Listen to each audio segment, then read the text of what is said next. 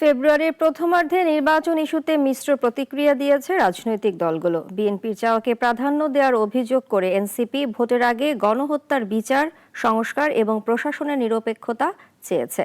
সময়সূচিতে সন্তোষ জানালেও জুলাই সনদের আলোকে নির্বাচন চায় জামায়াত। গতকাল অভ্যুত্থানের বর্ষপূর্তিতে জুলাই ঘোষণাপত্র দেন প্রধান উপদেষ্টা। রাতে এক ভাষণে রমজানের আগে ভোটের জন্য উদ্যোগের কথা জানান। আজ দিনভর রাজনৈতিক দলগুলো এর প্রতিক্রিয়া জানিয়েছে। জুলাই ঘোষণাপত্র পরিপূর্ণ না হলেও একে সাধুবাদ জানিয়েছে এনসিপি। আজ এক প্রেস ব্রিফিংয়ে দলের সদস্য সচিব বলেন, নতুন সংবিধান আর গণপরিষদ ভোটের দাবিকে পাশ কাটানো হয়েছে। 47কে এখানে উল্লেখ করা হয়নি।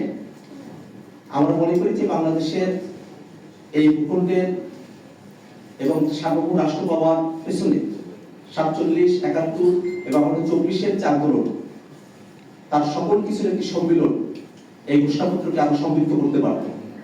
দুপুরে রাজধানীর মগবাজারের কার্যালয়ে জামায়াতে ইসলামীর নায়েবে আমির সংবাদ সম্মেলন করেন। তার মতে, জুলাই ঘোষণাপত্রে জন আকাঙ্ক্ষা বাস্তবায়ন হয়নি। একই সঙ্গে জুলাই সনদের ভিত্তিতে আগামী জাতীয় নির্বাচন হতে হবে বলে জানিয়েছে দলটি। অন্যদিকে গণ অধিকার পরিষদের সভাপতি নুরুল হক নূর বলেছেন, গণ অভ্যুত্থান নিয়ে রাজনৈতিক দলগুলো ক্রেডিটবাজি করছে। এই গণ অভ্যুত্থান এই দেশের সাধারণ জনগণের। আমরা একটা সঠিক ইতিহাস জাতির সামনে তুলে ধরতে পারলাম না। এটাই সরকারের ব্যর্থতা, আমাদের ব্যর্থতা নয়। কারণ সরকারের তারা সঠিক ইতিহাস তুলে ধরতে পারে নাই, তারা সঠিক তথ্য জাতির সামনে উপস্থাপন করতে পারে নাই। ঢাকঢোল পিটিয়ে একটা ঘোষণাপত্র দেওয়ার বিষয় জাতির সামনে হাজির করলেন, সেটাতেও শুভঙ্করের ফাঁকি রয়েছে। রাজনীতির জট ছড়াতে নির্বাচনের ঘোষণাকে ইতিবাচক বলছে বেশিরভাগ দল। তবে এই ইতিবাচকতা শর্ত সাপেক্ষে। আর বিএনপি ছাড়া কোনো দলই জুলাই ঘোষণাপত্র নিয়ে পুরোপুরি সন্তুষ্ট হতে পারেনি।